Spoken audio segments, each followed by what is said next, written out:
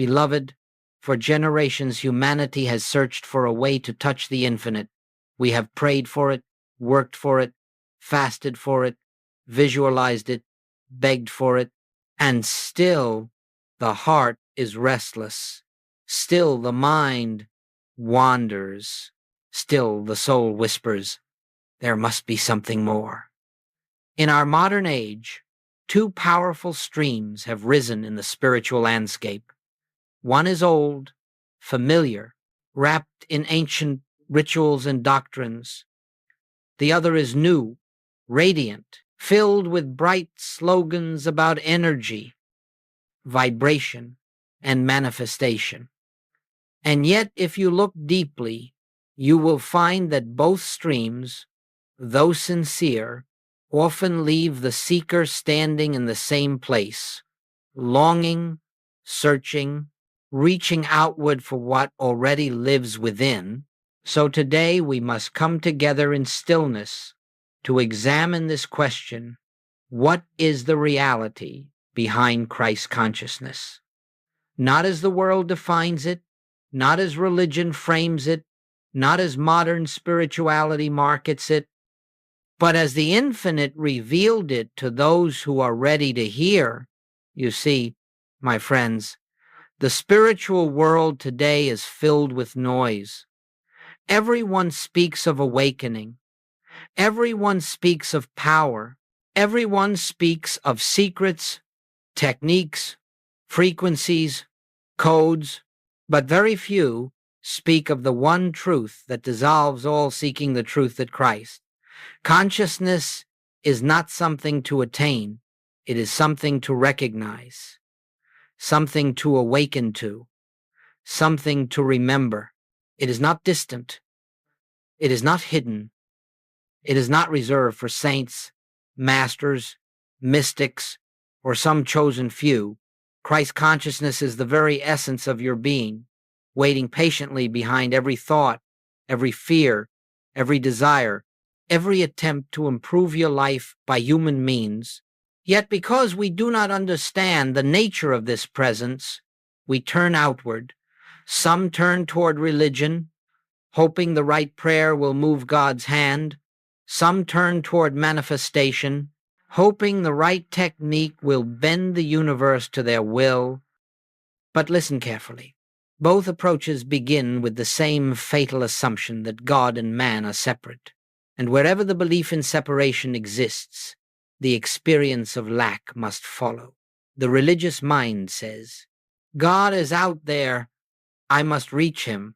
The metaphysical mind says, power is out there, I must attract it.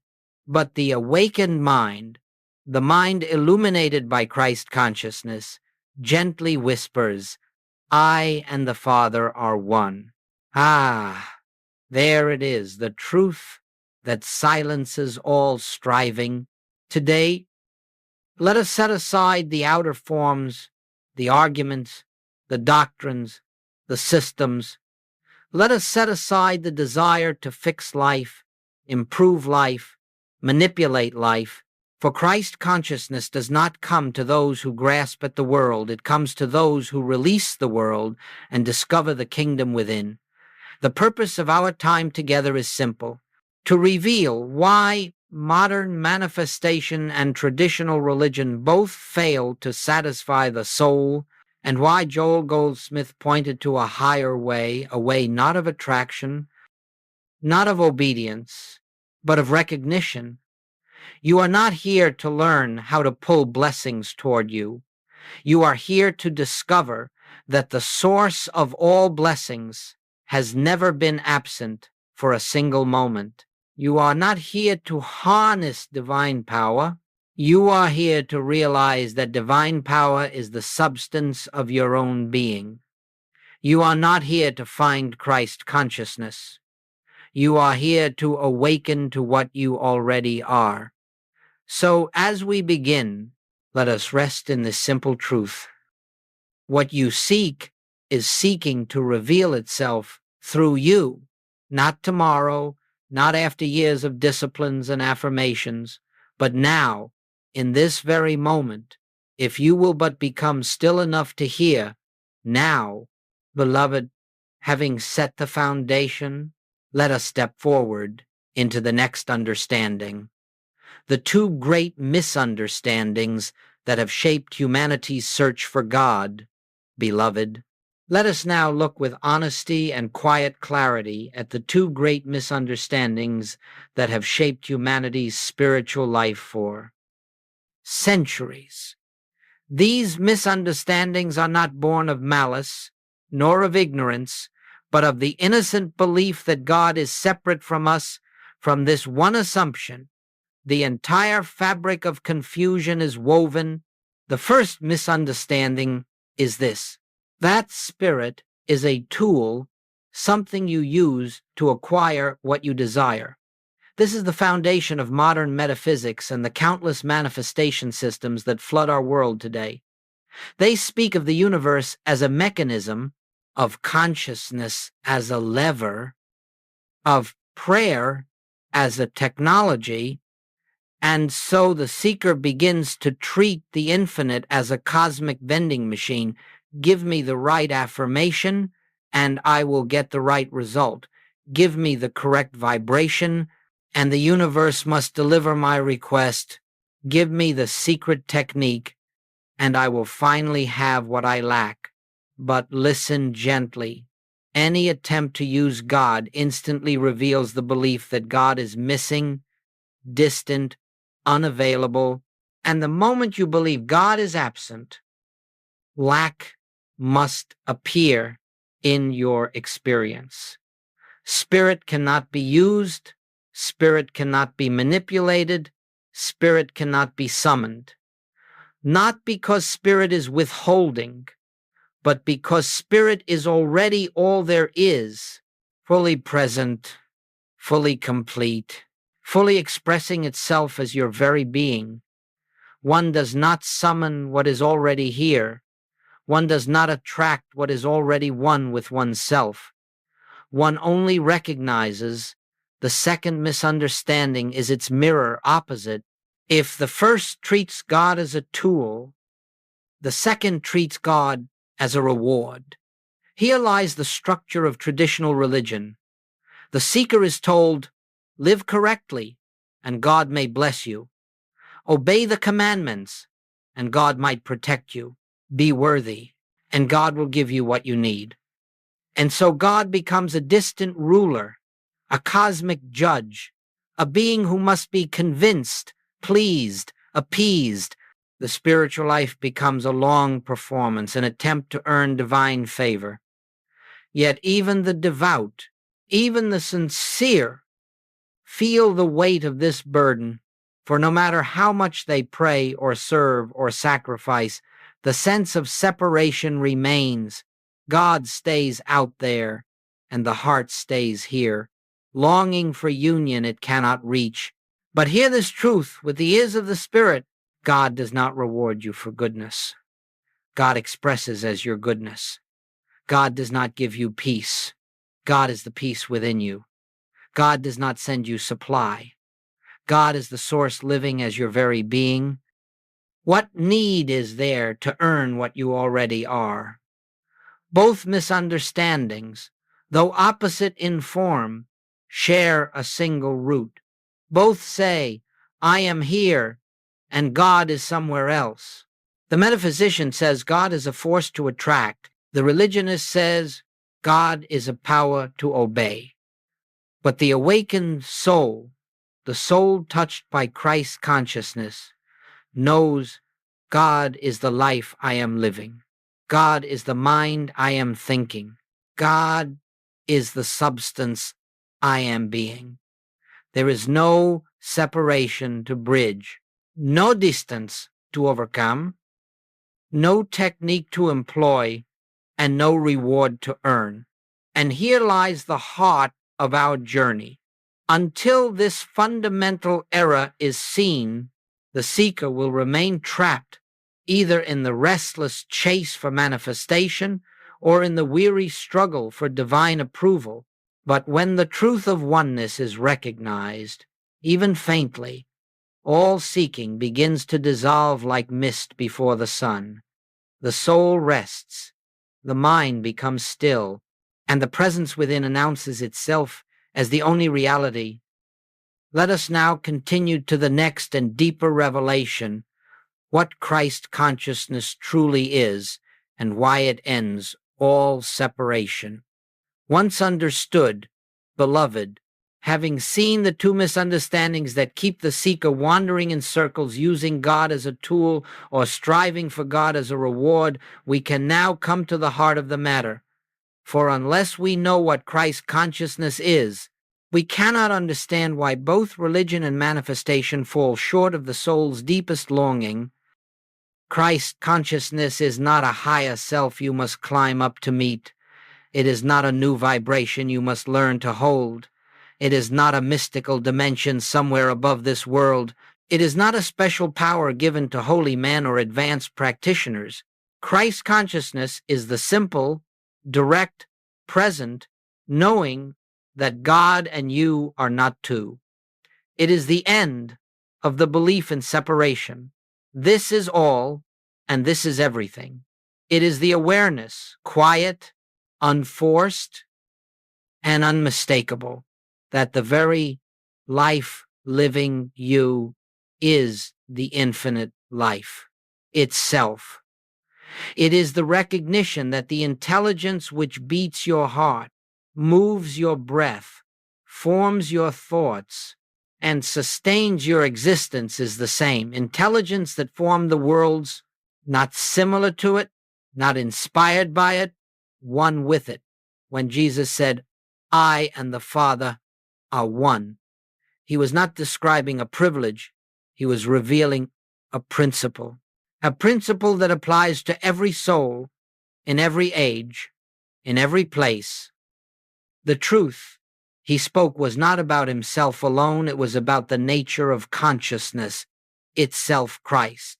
Consciousness is the moment you realize that the kingdom of God is not a distant realm, a future reward, or a mystical location. It is the awareness of the divine presence already functioning as your very being. This recognition changes everything, not by adding something new to you, but by removing the illusion of separation. It is not emotional. It is not dramatic. Often, it is quiet. So quiet, you may think nothing happened. It comes not with fireworks, but with stillness, not with sensation, but with understanding, not with excitement, but with peace. You begin to sense, perhaps for the first time, that God is not out there sending good to you. God is the good, the supply, the harmony, the peace that is already present within consciousness. You discover that you do not live your life alone. You discover that the guidance you sought, the answers you begged for, the support you prayed to receive, all of it was already within you, hidden only by the belief that you were a separate being struggling your way through a difficult world. Christ consciousness dissolves this dream. You do not become divine. You recognize that divinity has always been the truth of your being. You do not ascend into a higher state. You awaken from the lower one. You do not unite with God. You realize you were never separated in the first place. This realization does not come through effort. It does not come through deserving. It does not come through practice. It comes through recognition of what is already so. And here is the miracle. When the sense of separation dissolves within you, the world begins to reflect that inner unity. Harmony appears where conflict once lived. Healing unfolds where fear once ruled. Supply flows where lack once gripped the mind. Relationships soften. Burdens lift. And life begins to move with a grace that cannot be explained by human reasoning.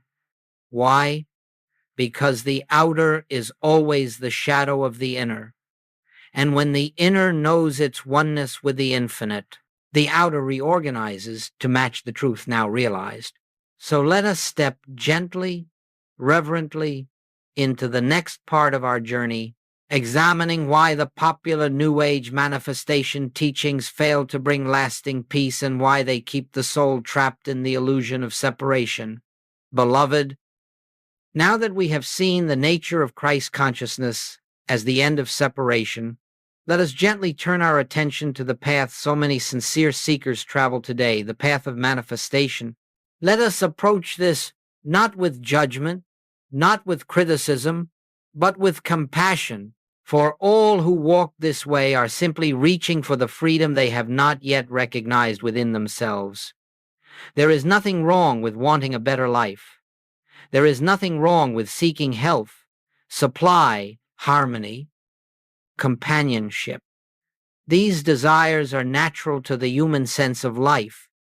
But trouble arises the moment you believe you must shape the universe to fulfill these needs, for the attempt to manifest is built on one subtle assumption.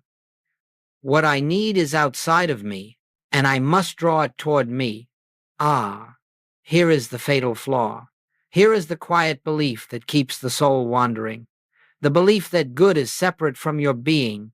The belief that abundance, health, peace, and harmony exist out there, waiting for the right thought to attract them.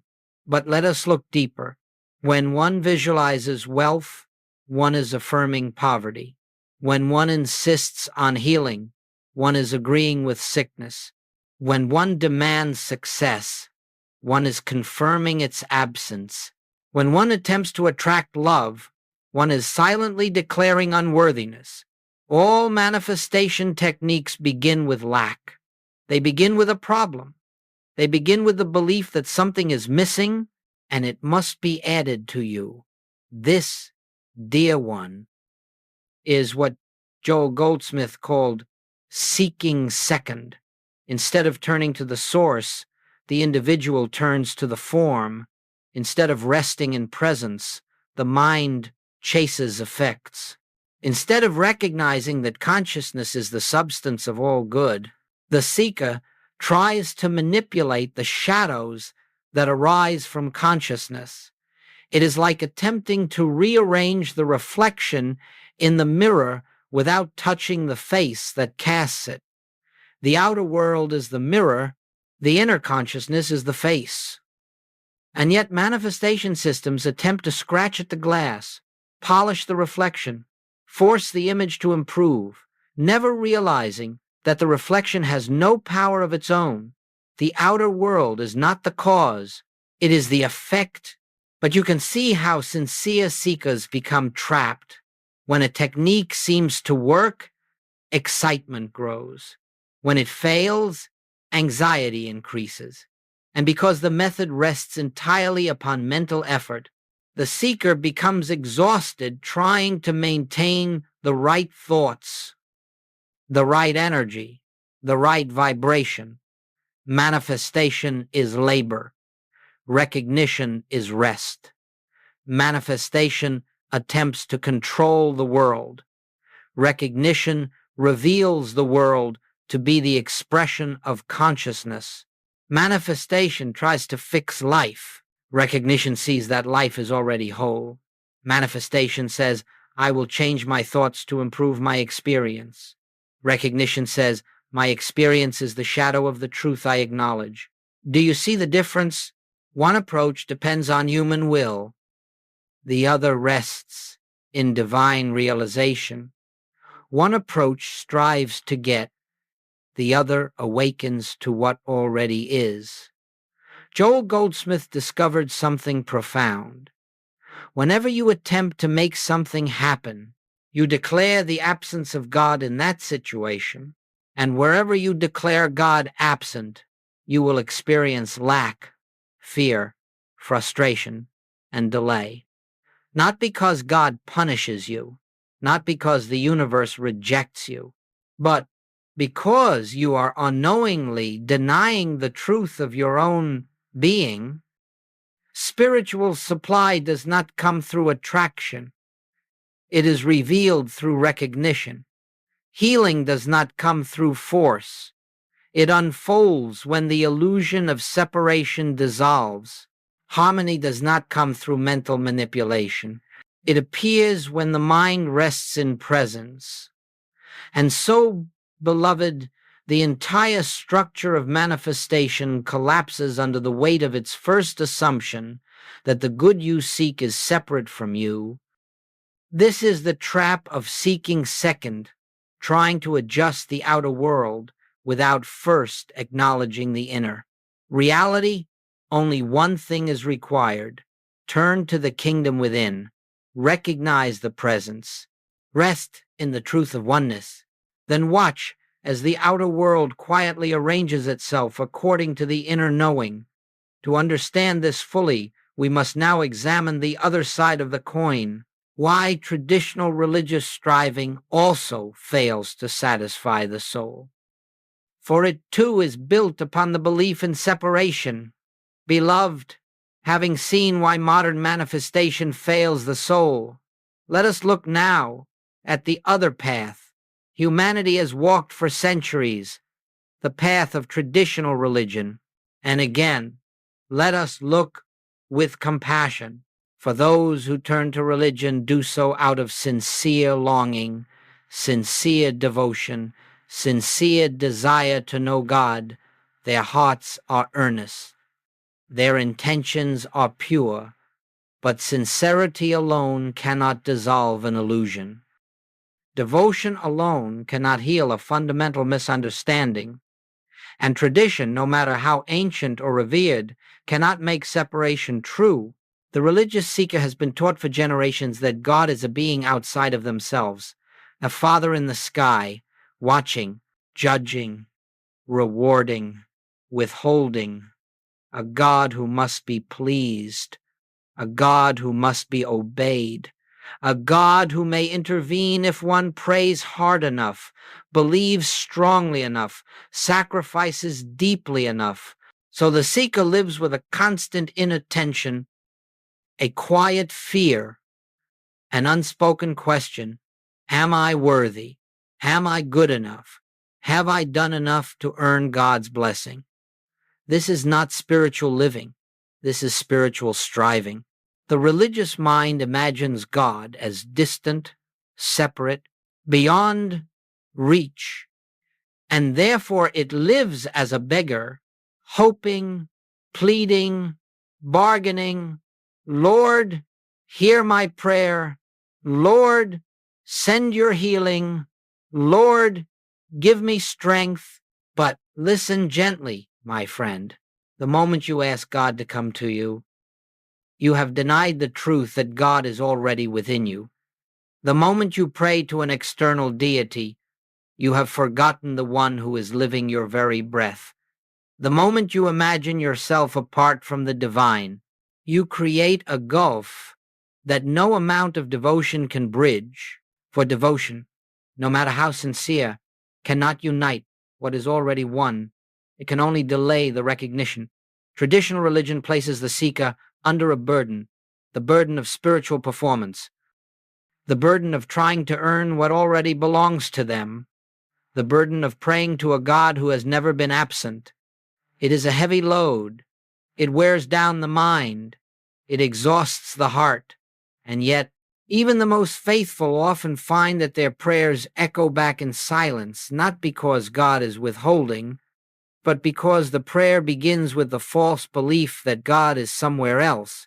Joel Goldsmith discovered the liberating truth: God is not a reward for obedience. God is the substance of your being. You cannot earn what you already are. You cannot persuade the presence. You cannot convince the infinite. You can only awaken to it.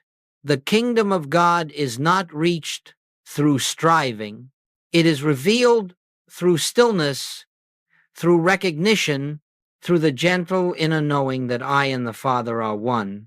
Until this truth dawns, the sincere religious seeker remains outside the gates of a kingdom that is not locked merely unseen. And so both paths, the modern metaphysical path and the ancient religious path, share one root error: the belief that God and man are separate.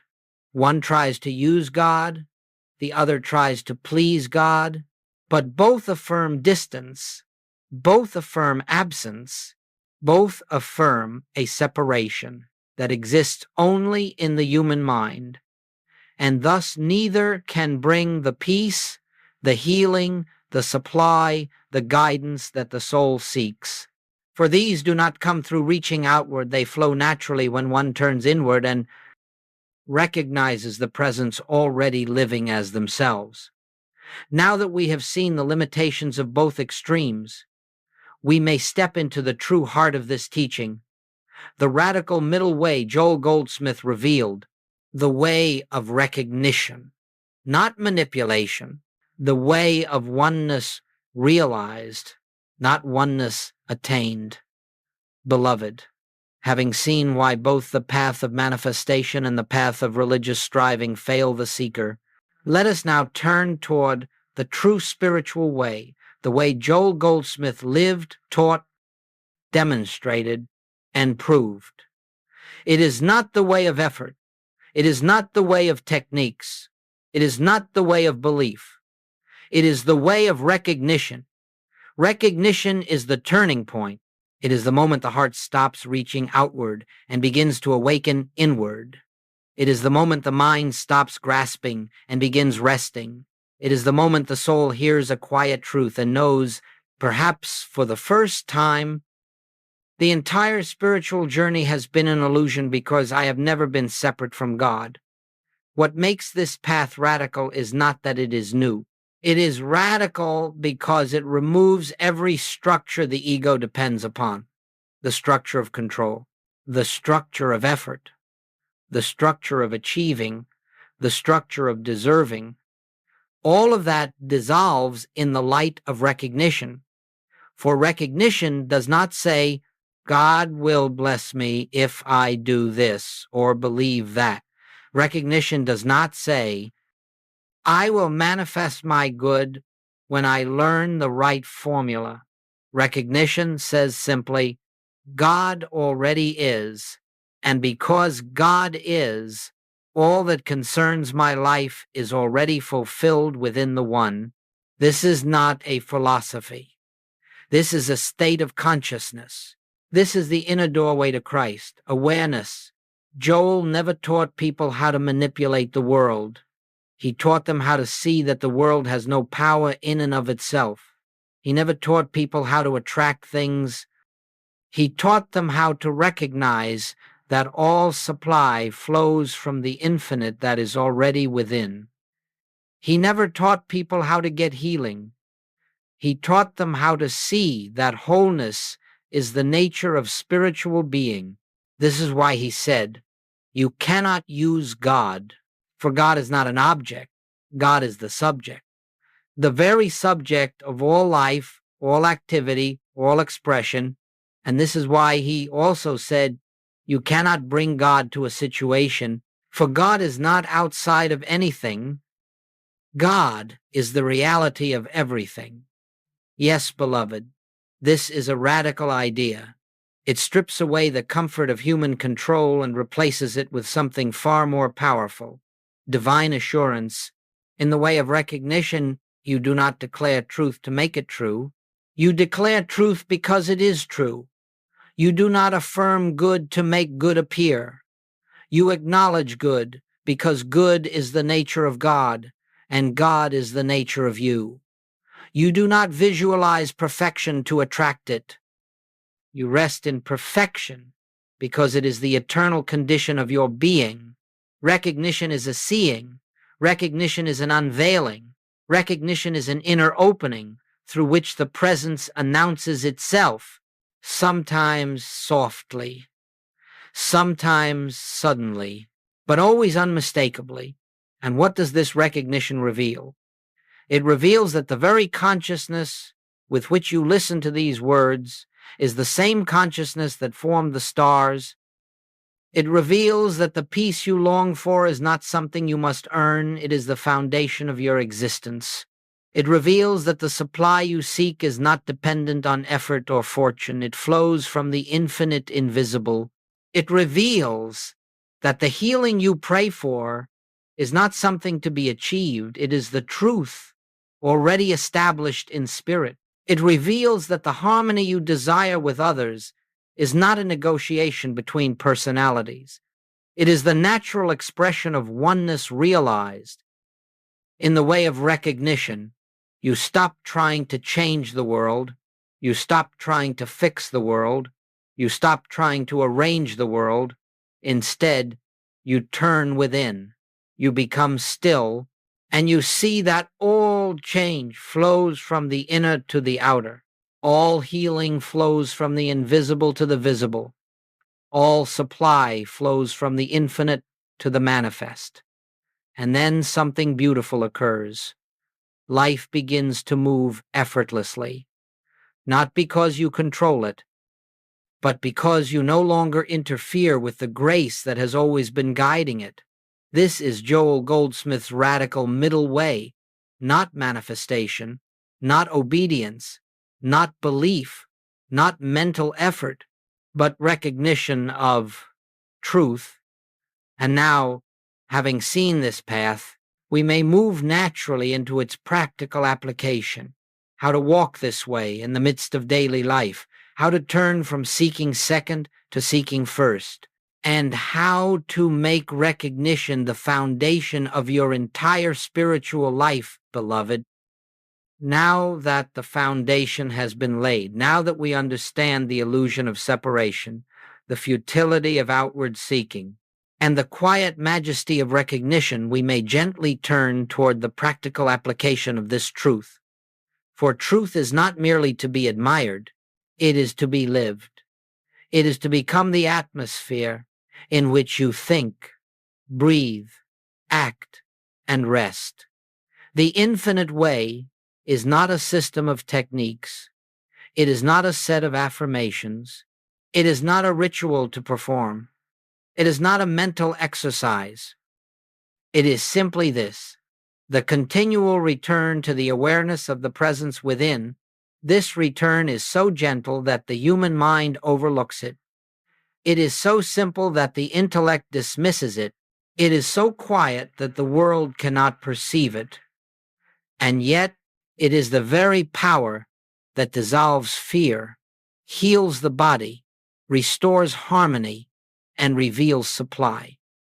Let us walk through this living recognition step by step, not as a formula, but as a movement of consciousness. 1. Be still, let the world rest outside the door of awareness. Before anything else, the soul must learn the sacred art of stillness. Stillness does not mean the absence of thought. It means the absence of striving. It means the willingness to lay down the burden of trying to fix your life, understand your life, or direct your life. When you become still, you are quietly declaring, I will not seek solution through the human mind. I turn now to the infinite. This stillness is the open window through which grace enters. 2. Acknowledge the one presence. I and the Father are one. In this quiet, gently bring awareness to the truth. There is one presence, one power, one life, and that life is the substance of my being. You do not say this to convince yourself. You say it to recognize what is already so. This simple acknowledgement is the beginning of spiritual vision. It is the moment the veil begins to thin. 3. Release the problem. Let appearances be what they are. Do not fight the appearance. Do not deny it. Do not treat it as something to be corrected, whether it is a financial concern, a health challenge, a relationship conflict, or an inner fear. Let it be. For the moment you attempt to fix it, you declare it real. And the moment you declare it real, you bind yourself to it. Instead, rest in the quiet recognition, this problem has no power of its own. Only God is power. You shift your attention from shadow to light. 4. Rest in the presence. Let divine intelligence do the work. Here lies the heart of the practice. You do not speak to God. You listen for God. You do not request. You become receptive. You sit in the silence, not trying to think truth, but allowing truth to reveal itself. You rest without strain, in the awareness that there is an infinite presence always functioning as your life. This is the practice of the presence. Not effort, not concentration, not manipulation, but resting in what already is. 5. Wait for the inner shift, the softening, the opening, the knowing. At first, you may feel nothing. This is normal. And for years, the mind has been conditioned to solve problems by force, to seek outward, to fear. But if you persist, gently, repeatedly, faithfully, something will happen. Perhaps subtle at first, perhaps unmistakable later, a softening, a peace that has no cause, a quiet joy, a sense of assurance that does not depend on circumstances. This inner shift is the evidence of recognition. It is the activity of the Christ within your consciousness. It is the presence announcing itself. 6. Let action flow from stillness, not from fear. When the stillness has touched you, when that inner peace has dawned even faintly, you may return to the world of activity, not as one seeking solutions, but as one guided. Often you will know exactly what to do. Sometimes you will do nothing. Sometimes the situation resolves itself without any action from you. Grace works without your interference. Grace is the divine activity already present in consciousness. You are not creating harmony. You are witnessing it. 7. Return often. Make recognition your spiritual home. This is not a one-time event. This is a way of being. You return throughout the day, in moments of quiet, in pauses between tasks, in the midst of challenges, before decisions, after victories, during sorrows. You return again and again to the presence, and with each return, the illusion of separation dissolves a little more. With each return, the false self fades. With each return, the Christ within becomes your identity, your refuge, your guiding light. Beloved, this is the practical method, not to manifest, not to force, not to manipulate, but to recognize. Truth, it is simple, it is gentle, it is immediate, and it brings a transformation no technique can produce. Now that we have seen how to practice recognition, we may proceed naturally into the fruit of this practice. What happens when you stop using God and begin living from God, when grace becomes the governing principle of your life? Beloved, once the practice of recognition becomes the atmosphere of your being, once you cease reaching for God and begin resting in God, you will witness a transformation so natural, so quiet, so unforced, that you may not at first realize its magnitude. For grace does not enter with noise.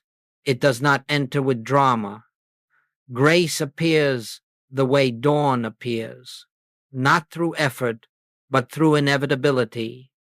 Let us look gently at the fruits of this shift, not as promises, not as rewards, not as goals, but as the natural outworking of the divine presence realized. 1. Peace becomes your foundation, not your desire. In the life of the seeker, peace is something chaste. It is often conditional, dependent on health, on money, on relationships, on circumstances behaving as the mind prefers. But when you stop using God and begin living from God, something profound happens. Peace becomes the atmosphere you live in. This peace is not the absence of difficulty. It is the presence that dissolves the weight of difficulty. It is a stillness untouched by outer events. It is the quiet realization that nothing real can be threatened because God is the essence of your being. Peace does not come. Peace is revealed. 2. Harmony appears where struggle once stood. When the mind is filled with fear and striving, even simple tasks feel heavy. When the mind rests in presence, harmony unfolds of its own accord.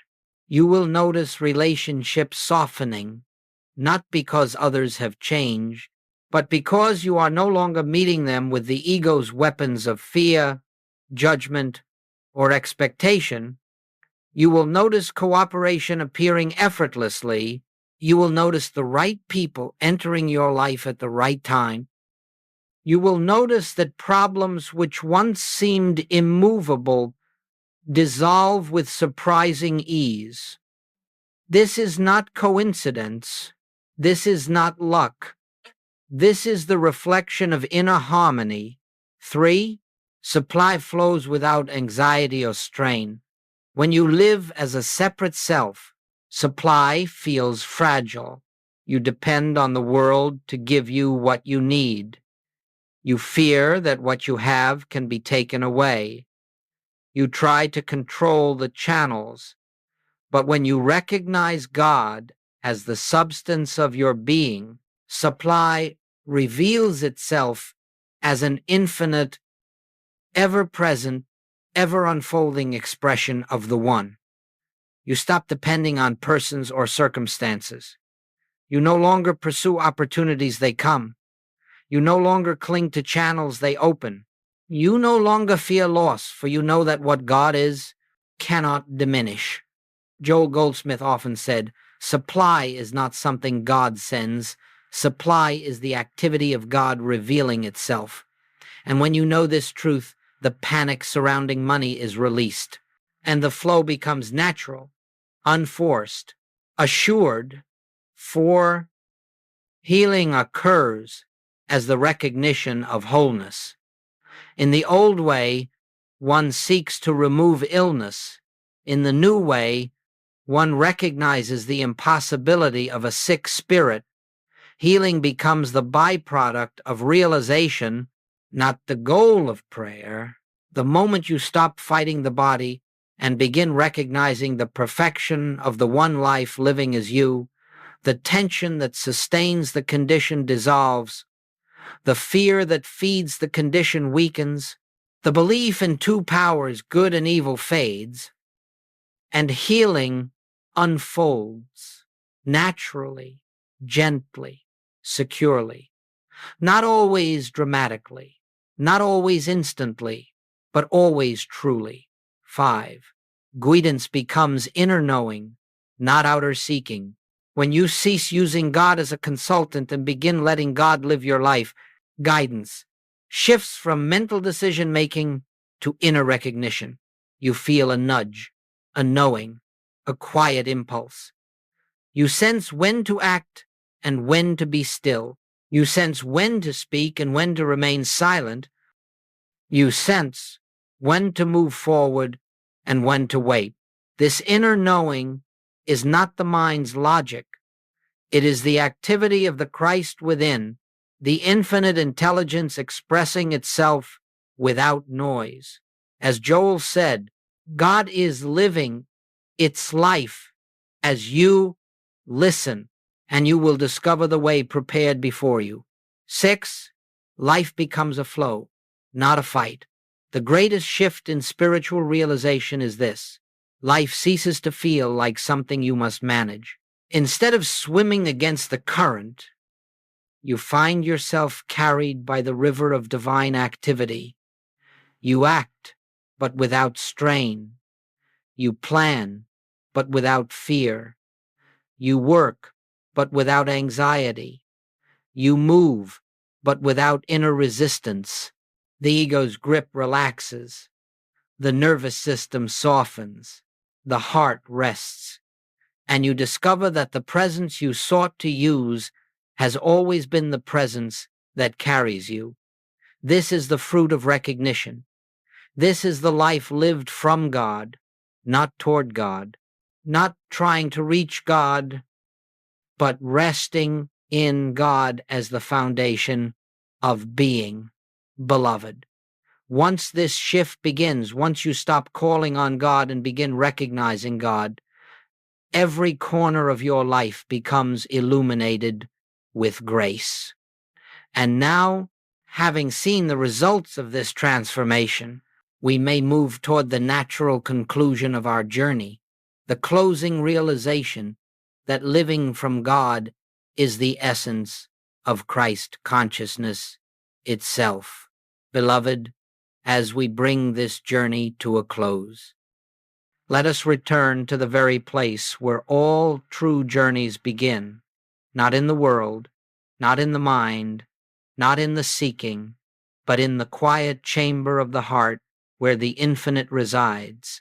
For everything we have spoken, everything we have contemplated, everything that has stirred within you in these past moments has been pointing to one truth. You have never been separate from God, not for a second, not by a thought, not by a mistake, not by a fear, not by a lifetime. The presence you have sought is the presence that has been living you. And so, as this message comes to its conclusion, your spiritual journey does not conclude.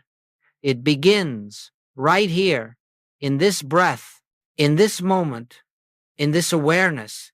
Let us gather the essence of what we have discovered. 1. Seeking first is not a command, it is a recognition. It is the simple turning of attention from the outer illusion to the inner reality. It is the willingness to let God be God in your consciousness. You do not seek first to become spiritual. You seek first because you are spiritual. You are awakening to your own nature. 2. The presence within is the only source, power, and life. You need not convince it. You need not petition it. You need not move it. You have only to recognize it. And in that recognition, everything unfolds as it must. 3. Life unfolds gracefully when you stop interfering, when the personal will relaxes, when the anxious mind softens, when the grasping ceases. The activity of the Christ becomes visible, not because you have achieved something, but because you have ceased obscuring what has always been true. 4. The spiritual path is not about improvement, it is about revelation. You are not perfecting a human being. You are unveiling the infinite being that has been hidden beneath fear, conditioning, and belief. The kingdom is not reached, it is revealed. 5.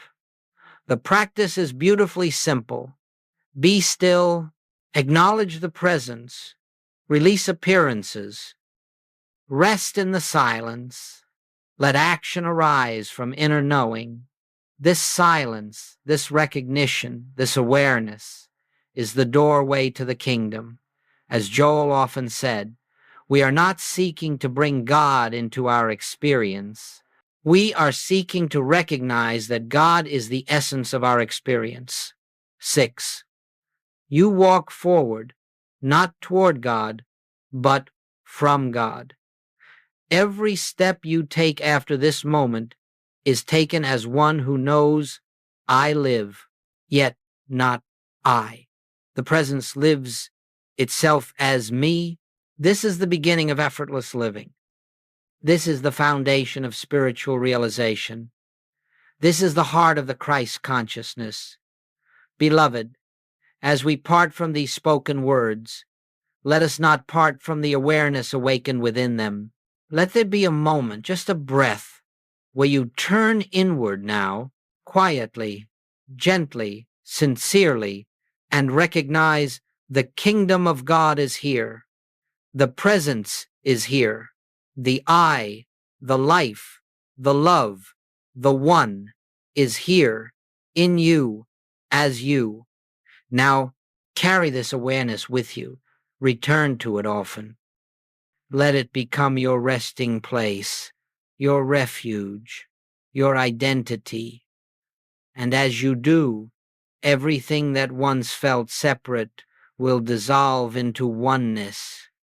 Everything that once felt heavy will lift. Everything that once felt uncertain will become clear. This is the gift. This is the truth. This is the way. Blessings, beloved. Rest now in the presence that has never left you.